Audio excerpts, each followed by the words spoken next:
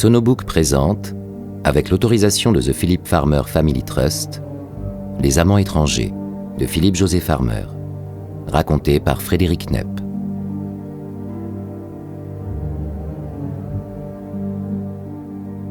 Chapitre 1. Très loin, quelqu'un murmurait « Il faut que je parte. Il doit bien y avoir une porte de sortie. » Aliaro se réveilla en sursaut et se rendit compte que c'était lui qui avait parlé. Pourtant, les paroles qu'il avait prononcées étaient sans aucun rapport avec le rêve dont il émergeait. Qu'avait-il voulu dire en marmonnant ces mots? Et où était-il? Avait-il véritablement voyagé dans le temps, ou était-ce un rêve subjectif qu'il avait visité? Le souvenir qu'il en gardait était si vivace qu'il avait du mal à réintégrer l'univers ambiant. Un coup d'œil sur l'homme assis à ses côtés lui éclaircit l'esprit. Il se trouvait dans la malle de Sigmenville, et l'on était en 550 après Sigmen. 3050 après Jésus-Christ, ancien style, lui souffla son cerveau d'érudit. Il n'était pas sur une planète étrangère à bien des années-lumière d'ici, comme dans son rêve. Et il n'était pas davantage face à face avec le glorieux Isaac Sigmen, le précurseur, réel soit son nom. Son voisin décocha à Hal un regard en coin. C'était un personnage maigre, aux pommettes hautes, aux cheveux noirs et plats, dont les yeux bridaient avec quelque chose de mongoloïde. Il portait l'uniforme bleu clair des ingénieurs et l'emblème d'aluminium, fixé du côté gauche de sa poitrine, indiquait qu'il occupait un rang élevé au sein de cette catégorie. C'était sans doute un électronicien diplômé d'une école professionnelle renommée. L'inconnu se racla la gorge et dit en américain « Mille pardons, Abba.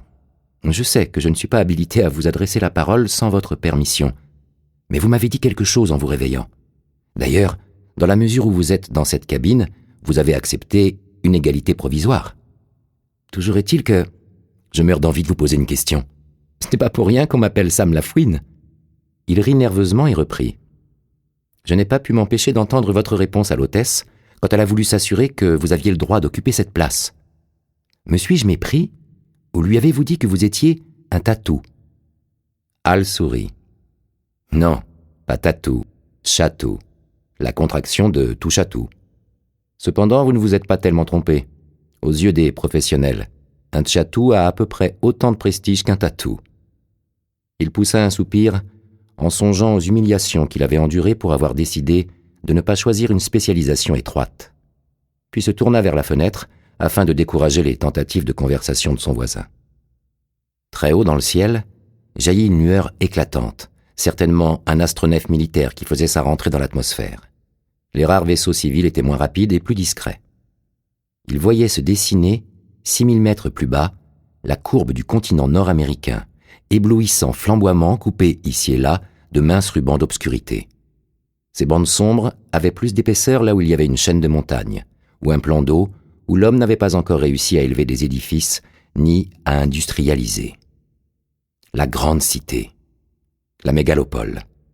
Dire que, à peine 3 siècles auparavant, le continent entier n'était habité que par 2 millions d'êtres. Dans 50 ans, s'il ne survenait pas quelque catastrophe, par exemple une guerre entre l'Union haïjassienne et les républiques israéliennes, la population de l'Amérique du Nord s'élèverait à 14, peut-être même à 15 milliards d'hommes. La seule région délibérément soustraite à une occupation massive était la réserve zoologique de la baie d'Hudson. Il n'y avait qu'un quart d'heure que Hal l'avait quittée, et déjà son cœur se serrait à l'idée qu'il ne pourrait y retourner avant longtemps. Il soupira encore. La réserve de la baie d'Hudson. Des arbres par milliers, des montagnes, de grands lacs bleus, des oiseaux, des renards, des lapins et même des lynx, au dire des gardes forestiers. Mais en si petit nombre que d'ici à 10 ans, il viendrait s'ajouter à l'interminable liste des espèces éteintes. Hal pouvait respirer dans la réserve. Il s'y sentait à l'aise, libre. Il y éprouvait aussi parfois le déchirement de la solitude et une sorte d'angoisse. Il commençait tout juste à surmonter cet inconfort quand les recherches qu'il menait parmi les 20 habitants francophones de la réserve étaient parvenues à leur terme. L'homme assis à côté de lui s'agita, comme s'il rassemblait tout son courage pour adresser à nouveau la parole au professionnel qui était son voisin. Après quelques timides toussotements préliminaires, il dit « Sigmen me viennent en aide, j'espère ne pas vous avoir offensé. Mais je me demandais si... » En fait, Al-Yaro était bel et bien fâché. Son compagnon de voyage manquait vraiment trop de discrétion. Mais il se remémora les paroles du précurseur. « Tous les hommes sont frères, quoique certains soient plus favorisés que d'autres par le père. » Ce n'était pas la faute de cet homme si la cabine de première classe avait été prise par d'autres voyageurs bénéficiant d'une priorité supérieure, ce qui avait obligé Al à choisir ou attendre une autre malle ou faire le trajet avec des gens d'échelon subalterne. « En ce qui me concerne, c'est Chib, » dit Yaro. « Ah » fit l'autre avec soulagement. « Alors, m'en voudrez-vous si je vous pose une autre question ? Ce n'est pas pour rien qu'on m'appelle Sam Lafouine, comme je vous disais. » Non, pas du tout. Je vais vous expliquer. Un tchatou, en dépit de son nom, n'embrasse pas la totalité des sciences. Il se confine à une discipline particulière, mais, à l'intérieur de celle-ci, cherche à comprendre le plus grand nombre possible de branches spécialisées. Moi, par exemple, je suis un tchatou linguiste. Au lieu d'être cantonné à une seule des nombreuses facettes de la linguistique, j'ai une bonne vue d'ensemble de cette science en général. Cela me permet d'établir des corrélations entre les différents aspects, de dénicher, dans une spécialité, les données susceptibles de présenter de l'intérêt pour les chercheurs travaillant dans une autre, et de les porter à leur connaissance. Sans quoi, le spécialiste, qui n'a pas le temps de lire les centaines de revues ressortissant à sa qualification stricte, risquerait de passer à côté d'une information pouvant lui être utile. Dans toutes les sphères, il y a des tchatous qui en font autant. En fait, j'ai beaucoup de chance de m'occuper de cette science. Si j'étais un tchatou médical, je serais débordé. Je serais obligé de travailler en équipe et je ne serais même pas un véritable touche-à-tout. Il me faudrait me limiter à un seul secteur de la recherche. Ce qui est publié dans chaque spécialité de la médecine représente une telle masse de documents qu'il est impossible à un homme ou même à une équipe d'appréhender la discipline en question dans sa totalité, ni d'établir de correspondance interne. Heureusement, c'est la linguistique qui m'a intéressé. En un sens, je suis un privilégié.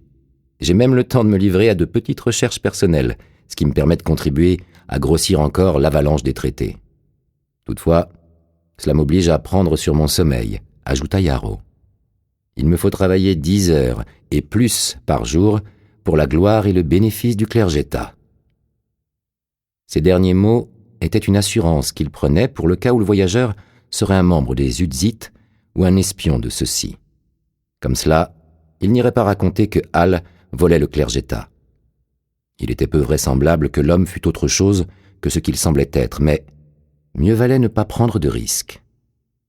Un voyant rouge s'alluma au-dessus de la porte de la cabine et une voix enregistrée ordonna aux passagers d'attacher leur ceinture. 10 secondes plus tard, la malle commença de décélérer. 1 minute s'écoula encore, puis le véhicule plongea à la vitesse de 1000 mètres par minute. C'était du moins ce que Al avait entendu dire. Maintenant qu'il était plus près de la surface du sol, Yaro pouvait voir dans toute son étendue Sigmenville, anciennement Montréal, jusqu'au jour où 10 ans auparavant, la capitale de l'Union haïjassienne, jusque-là située à Rek, en Islande, y avait été transférée. La cité n'était pas un brasier de lumière homogène. On discernait par endroits des taches noires qui étaient probablement des parcs et une étroite ligne sinueuse et sombre, le fleuve Prophète, anciennement Saint-Laurent. Les paliers avaient 500 mètres de haut. Chacun abritait au moins 100 000 personnes et la ville proprement dite comptait 300 édifices de cette taille. Au centre de la métropole s'étendait un quadrilatère ne comportant que des arbres et des bâtiments administratifs dont aucun ne dépassait 50 étages. C'était l'université de Sigmenville, lieu de travail de Al-Yaro.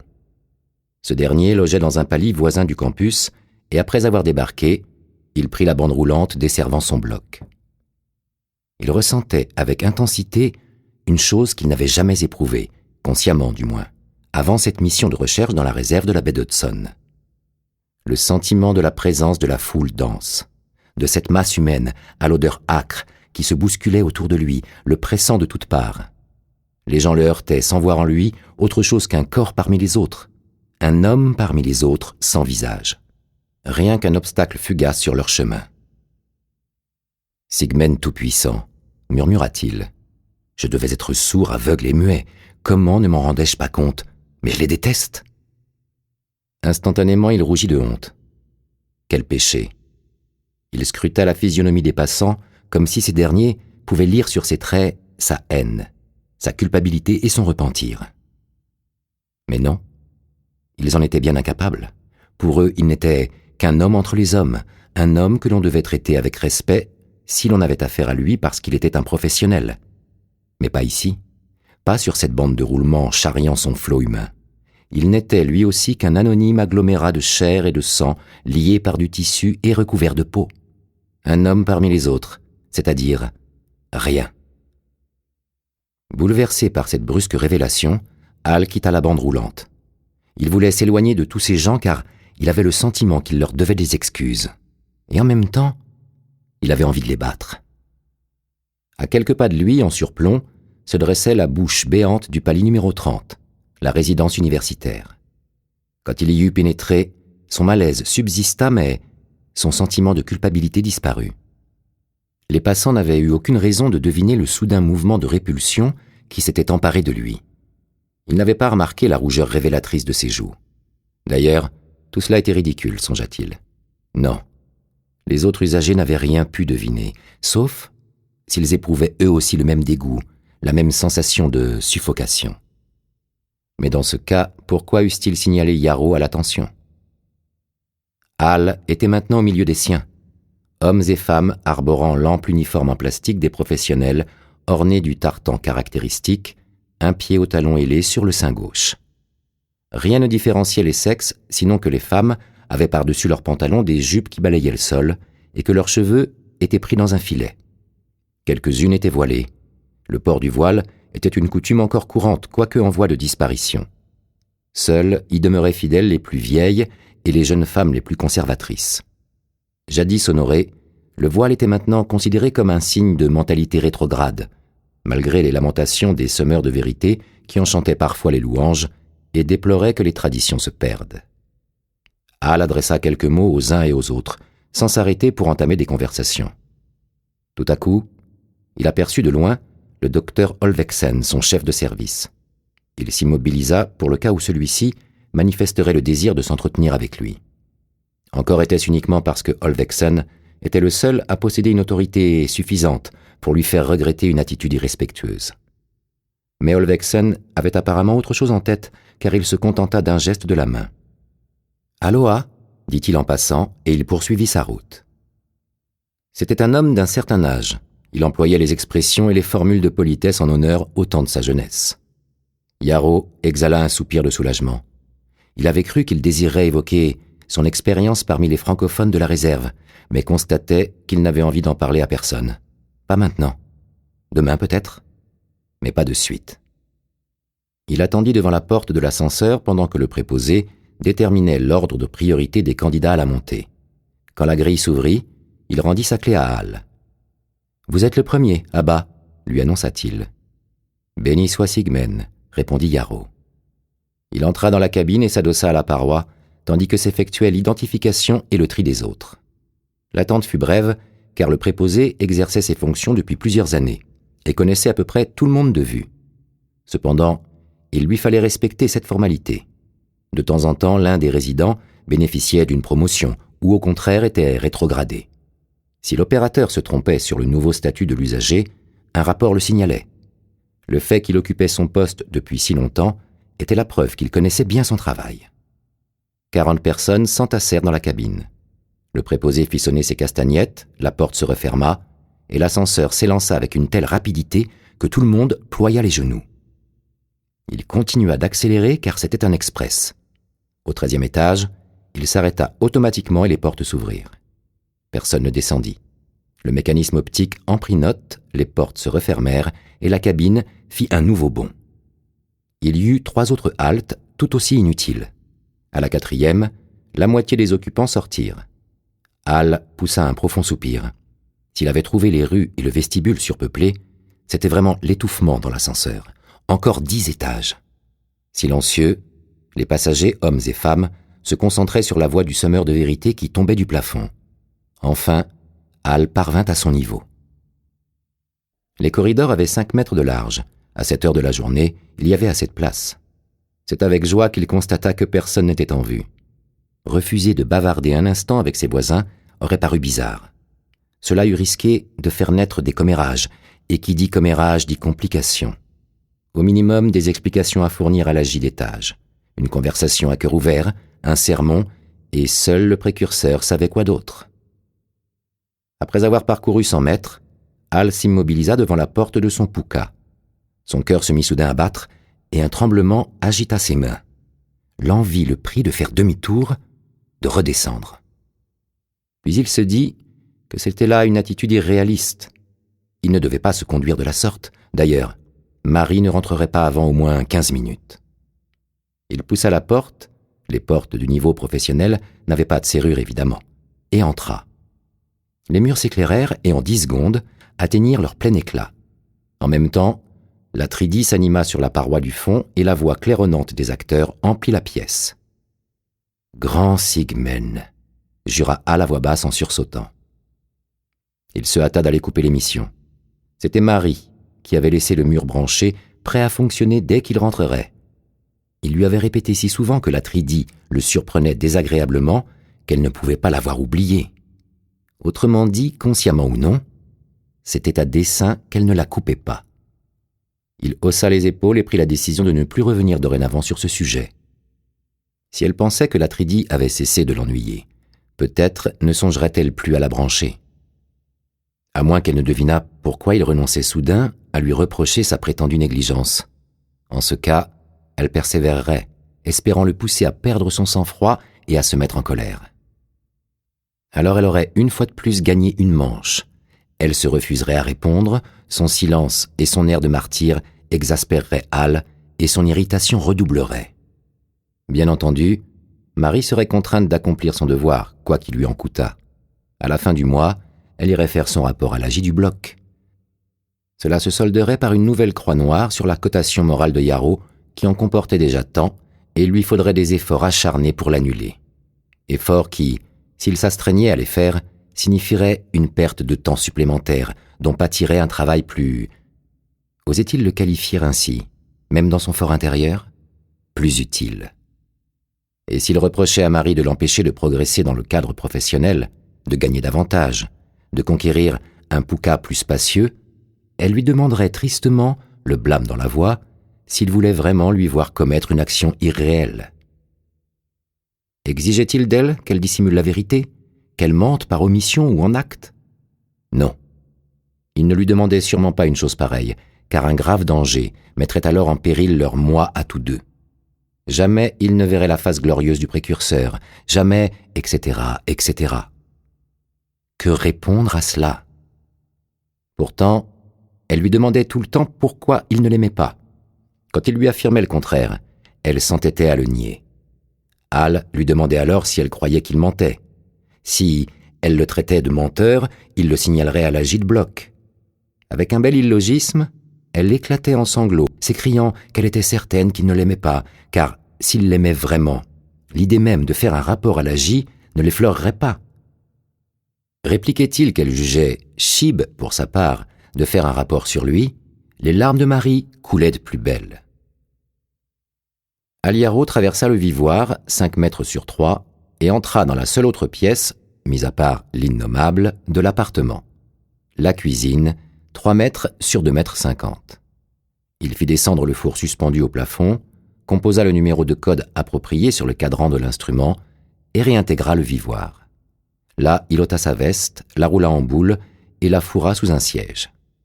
Il savait que Marie pourrait la trouver et ronchonnerait, mais cela lui était égal. Pour le moment, il était trop fatigué pour lever le bras au plafond afin de prendre une patère. Un léger claquement retentit dans la cuisine. Le souper était prêt.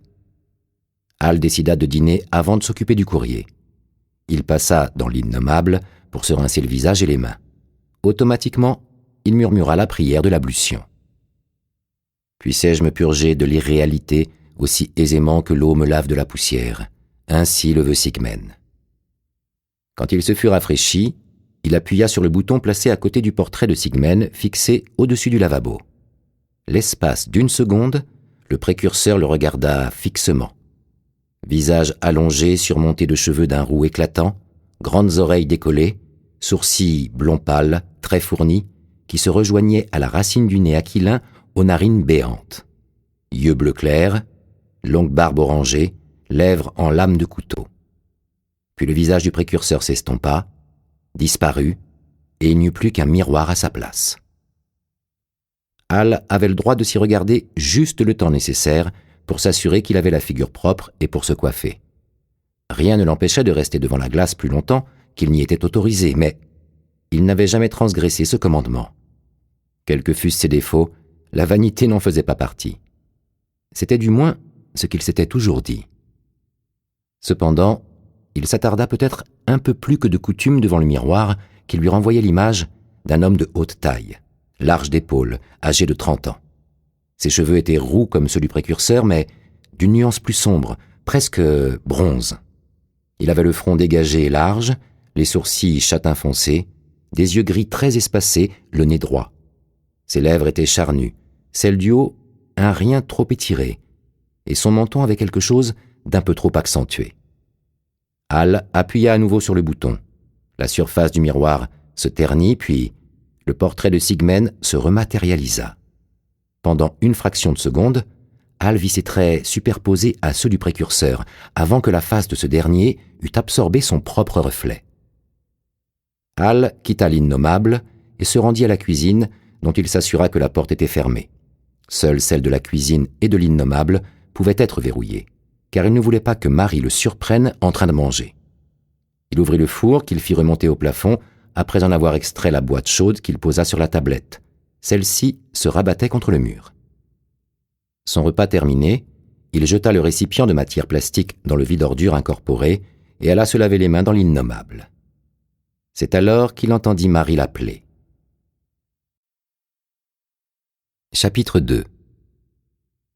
Sans savoir pourquoi, sans même l'avoir voulu, Hal hésita quelques instants avant de répondre. « Je suis ici, Marie, dit-il enfin. »« Oh, bien sûr, je savais que tu y serais si tu étais rentrée. Où pourrais-tu être, sinon là ?» Sans sourire, il la rejoignit dans le vivoire. « Même après une absence aussi longue, il faut que tu persifles. » Marie était de grande taille. Elle n'avait qu'une demi-tête de moins que son mari. Ses cheveux blonds pâles, tirés en arrière, formaient un épais rouleau sur la nuque. Elle avait les yeux bleus. Ses traits réguliers et fins étaient gâtés par l'extrême minceur de ses lèvres. Son chemisier bouffant montant jusqu'au cou et la jupe flottante qui lui tombait aux pieds interdisaient à quiconque de se faire une idée de sa silhouette. Hal lui-même ne connaissait pas l'anatomie de son épouse. « Je ne persiflais pas, » répondit Marie. « C'était simplement du réalisme.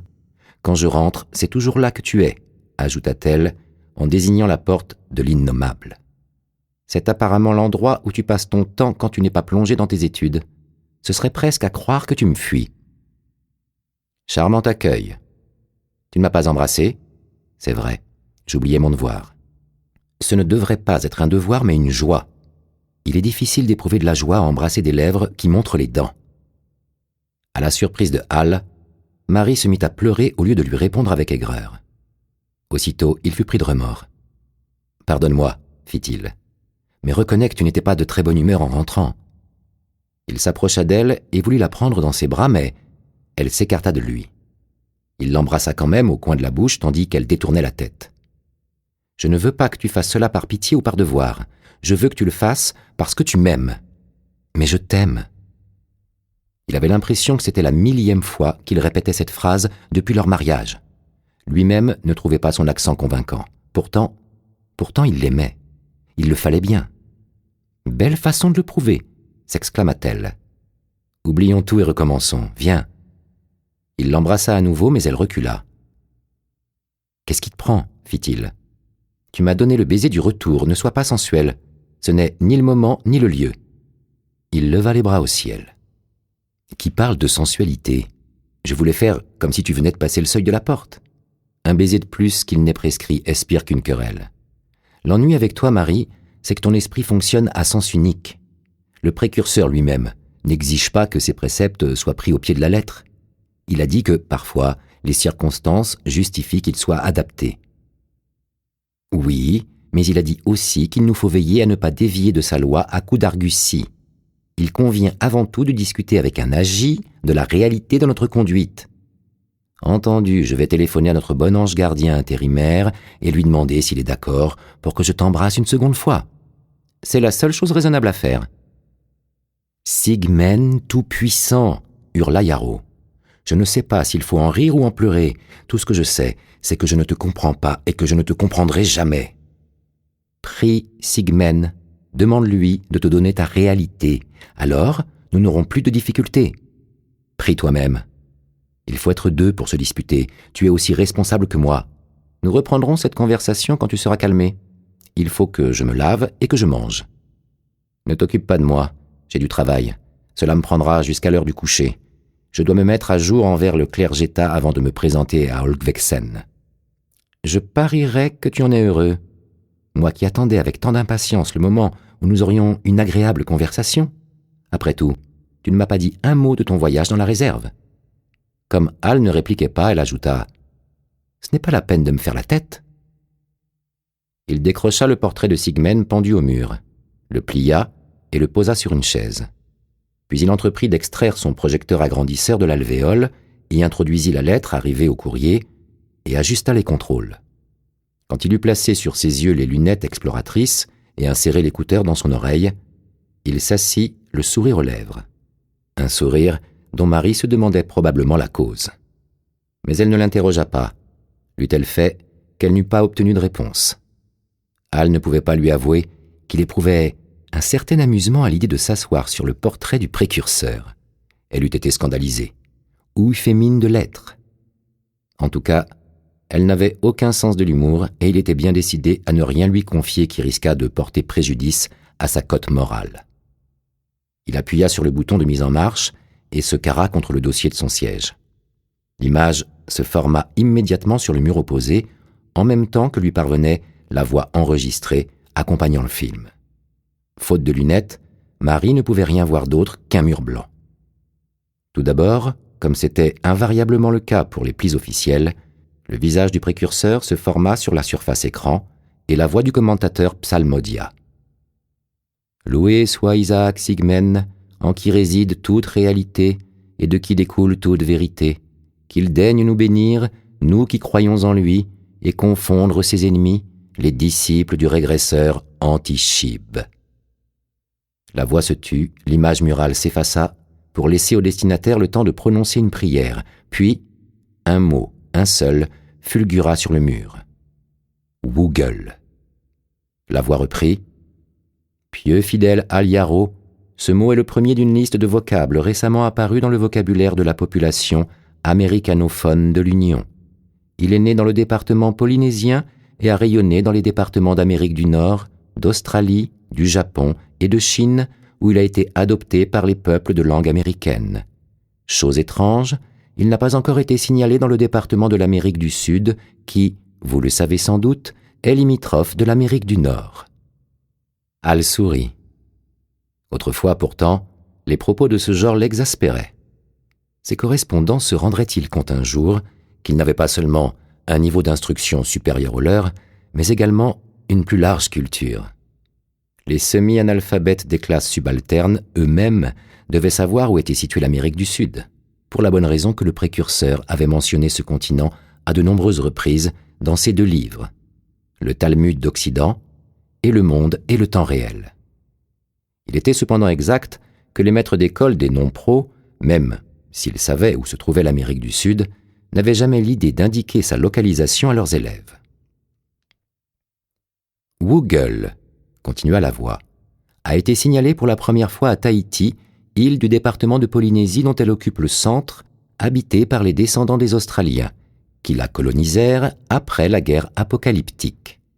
Tahiti est actuellement une base d'astronefs militaires. C'est, semble-t-il, à partir de ce point que s'est répandu le mot « Woogle », dont l'emploi est limité aux non-professionnels, à l'exception du personnel spatio-navigant. On considère qu'il existe un rapport entre l'apparition de ce terme et le fait que les coureurs d'espace ont été les premiers, à notre connaissance, à l'utiliser. Les semeurs de vérité ont demandé à être autorisés à s'en servir dans leurs émissions, mais la permission leur en a été refusée jusqu'à nouvel ordre. Ce mot, pour autant qu'on a pu le déterminer à ce jour, a valeur de substantif, d'adjectif et de verbe. Il a fondamentalement un sens péjoratif, qui se rapproche de celui de deux expressions acceptables sur le plan de la linguistique, souillure et maléfice. Néanmoins, il n'a pas équivalence exacte.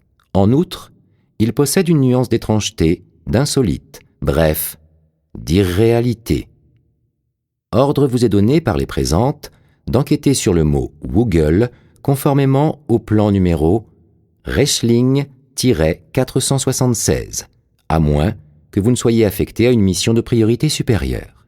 En toute hypothèse, vous voudrez bien accuser réception avant le 12 fertilité 550 après Sigmen au plus tard. Hal acheva sa lecture. Heureusement, les 3 autres mots qu'on le chargeait d'étudier avaient un indice de priorité inférieur. Il n'aurait pas à s'attaquer à l'impossible, enquêter sur les 4 en même temps. Mais il lui faudrait partir le lendemain matin après s'être présenté à Olvexen, ce qui signifiait qu'il ne pourrait pas déballer ses affaires, qu'il serait obligé de porter des jours encore les vêtements qu'il avait sur le dos, et qu'il n'aurait peut-être même pas le temps de les faire nettoyer. Il ne lui déplaisait pourtant pas de repartir. Simplement, il était fatigué et aurait souhaité se reposer un peu. Mais quel repos, songea-t-il après avoir enlevé ses lunettes en regardant Marie. Elle venait de se lever après avoir coupé la tridie. À présent, elle se penchait pour ouvrir un tiroir encastré dans le mur. Elle se préparait à sortir leurs effets pour la nuit. À cette vue, une fois de plus, Hal sentit son estomac se nouer.